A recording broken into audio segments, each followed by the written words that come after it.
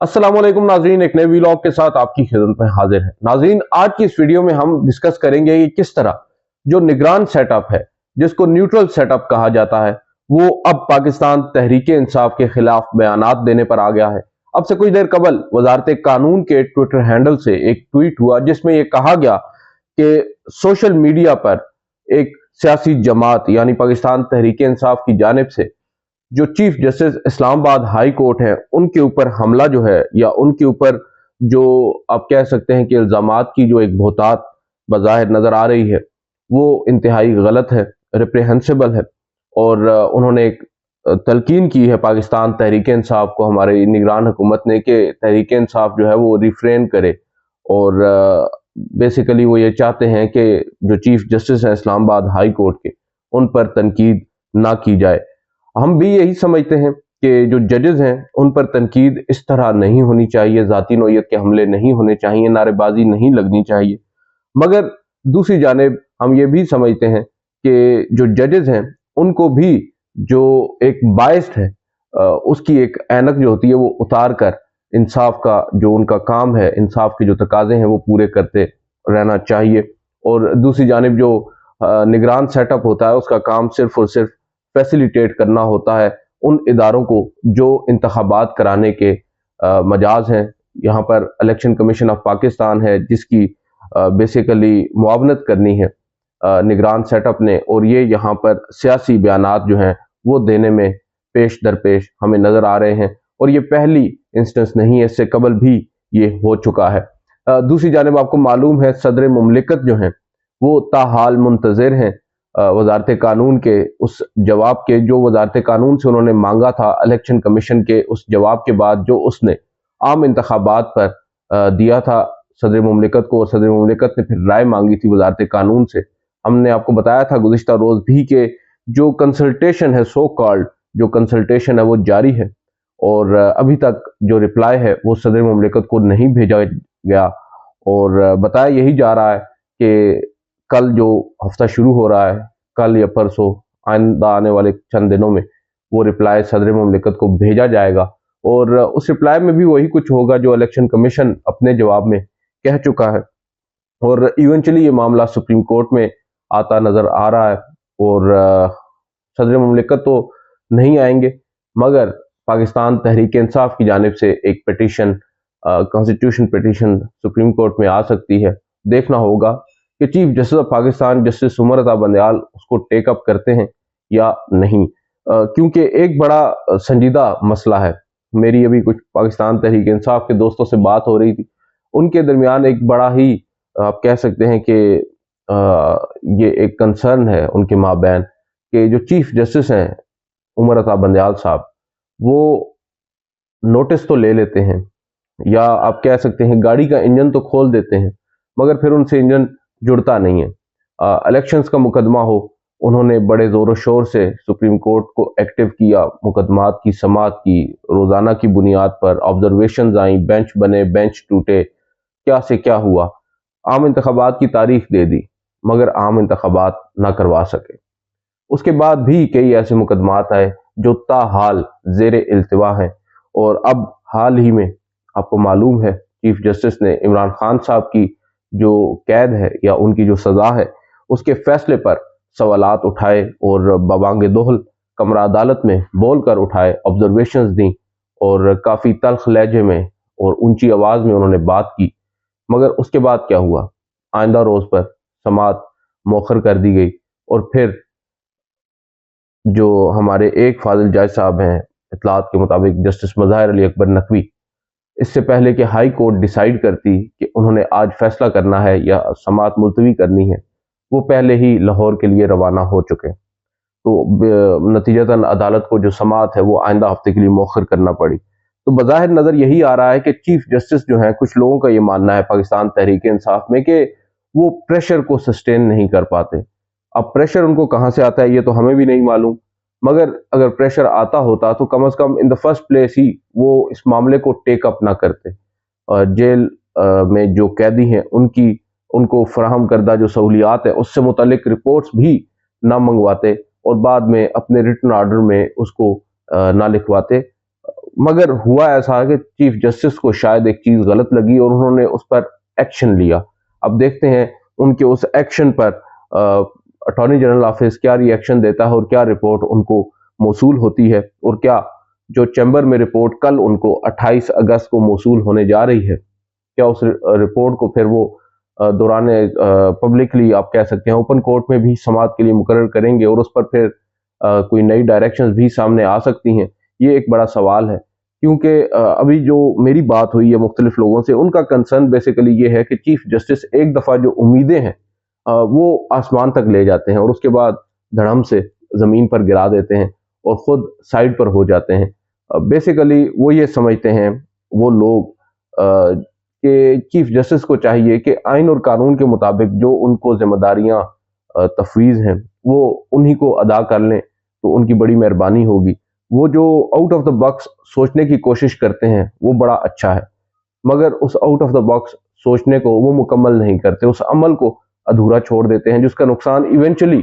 जो है वो पीटीआई को या इमरान खान साहब को होता है। अब इंतखाबात का केस आप देख लें, इंतखाबात का केस हमारे सामने आया गालिबन 16 फरवरी की बात है। दो रुकनी बेंच था, जस्टिस इजाजुल एहसन और जस्टिस मजहर अली अकबर नकवी पर मुश्तमिल। उन दो जजेस के सामने एक मुकदमा था, गुलाम डोगर एक गालिबन थे सीपीओ थे लाहौर के, उनके तबादले का, जो कि इंटरम पंजाब की जो गवर्नमेंट है उसके दौर में उसके ऊपर कुछ चल रहा था, चैलेंज हो गया, सुप्रीम कोर्ट में आया। दो रुकनी बेंच ने उस केस के अंदर आम इंतखाबात के मामले पर चीफ इलेक्शन कमिश्नर को बुला लिया और उनसे जवाब मांग लिया। चीफ इलेक्शन कमिश्नर भी आए और बाद में एक ऑर्डर की सूरत में उन्होंने नोट भेजा चीफ जस्टिस को कि मुल्क में इंतखाबात क्यों नहीं हो रहे। हालांकि उस वक्त वो मुकदमा सुप्रीम कोर्ट में ज़ेर समाअत नहीं था, हमने भी उस वक्त काफ़ी तनकीद की, मगर एक बात तो तय है कि इंतखाबात नहीं हो रहे थे और इवेंचुअली अदालतों को इंटरवीन करना था। अब वहां पर थोड़ी सी राय ज़रा मुख्तलिफ होती है। लोग ये समझते हैं, जो लीगल माइंड्स हैं वो ये समझते हैं कि अगर सुप्रीम कोर्ट एक माह और वेट कर लेती, और क्योंकि उस वक्त जब ये मामला सुप्रीम कोर्ट ने टेकअप किया as a suo motu proceedings, उस वक्त ये हाई कोर्ट के अंदर पेशावर में भी और लाहौर के अंदर इसकी अपीलें सुनी जा रही थी, और इवेंचुअली इस मामले ने 10-15 दिन या महीने के बाद सुप्रीम कोर्ट में लैंड करना था। और उस वक्त अगर वो सुप्रीम कोर्ट में लैंड करता तो शायद ये जो बेंचेस की आप कह सकते हैं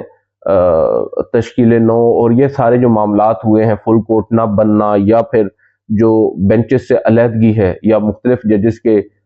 इख्तलाफी नोट्स हैं, ये सिलसिला ना होता, क्योंकि इस तमाम तर सिलसिले की वजह सिर्फ एक थी, वो थी इंतखाबात के लिए सो मोटो प्रोसीडिंग्स को इनिशिएट करना। जो मोस्टली जजेस हैं सुप्रीम कोर्ट ऑफ पाकिस्तान के, उनकी राय ये है कि जो सो मोटो प्रोसीडिंग्स है उसको इनिशिएट करने के लिए एक तरीकाकार वजह होना चाहिए। बहरहाल बहस लंबी हो जाएगी। अब कहा यह जाता है कि उस वक्त अगर सिर्फ चीफ जस्टिस थोड़ा सा वेट कर लेते और अपीलों को अपनी बारी पर सुप्रीम कोर्ट में आने देते तो फुल फोर्स के साथ जो जजेस मोतरज भी थे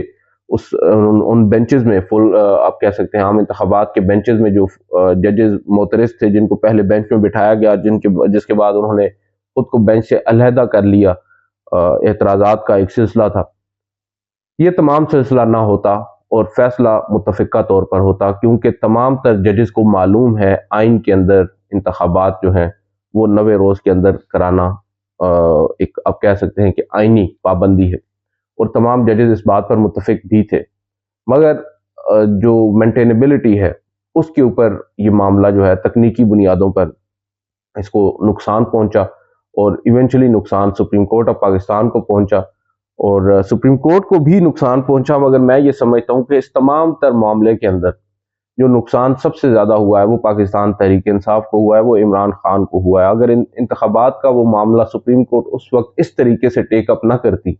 तो शायद 9 मई का वाक़या ना होता। मैं पहले दिन से ये बात कह रहा हूँ, और हम कुछ गैर ज़रूरी तौर पर जो जजेस हैं उनसे उम्मीदें भी बांध लेते हैं, और वो जजेस भी मौक़े फ़राहम करते हैं, और किसी भी मखसूस सियासी जमात को अगर ये उम्मीद लग जाए कि फ़लाँ जज जो है वो उनके हक़ में कोई बड़ा फ़ैसला देगा तो इस वक्त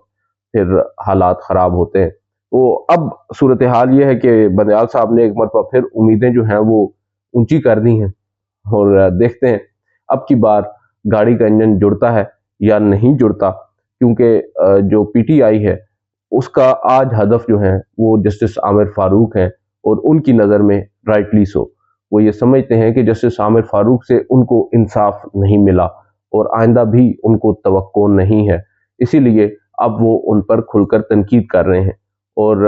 یہی کچھ ہوگا جسٹس عمر عطا بندیال صاحب کے ساتھ بھی، اگر وہ اپنی اسی روش پر برقرار رہتے ہیں۔ اور بیسیکلی مسئلہ یہ ہے کہ پی ٹی آئی کے لوگ بھی یا کسی بھی سیاسی جماعت کے لوگ، آبویسلی ہر پارٹی کو ہوتا ہے کہ ان کو انصاف ملے، ان کو ان کی مرضی کا انصاف ملے۔ بندیال صاحب نے جو ڈپٹی اسپیکر رولنگ کا فیصلہ دیا، اس کے بعد انہوں نے بھی ایک آپ کہہ سکتے ہیں کہ میڈیسن کا مزہ چکھا تھا، اور سوشل میڈیا بریگیڈ نے جو ان کے ساتھ اس وقت کیا، شاید اس کے بعد انہیں بھی سمجھ تو آ گئی تھی۔ اب دیکھتے ہیں کہ اب کی بار کیا ہوتا ہے، کیا کل جو سپریم کورٹ میں سماعت ہونے جا رہی ہے ان چیمبر، اس میں چیف جسٹس کوئی نئی ڈائریکشنز دیتے ہیں، اور اس کے بعد ایک اور بڑی ڈیولپمنٹ ہے نیب ترامیم کیس۔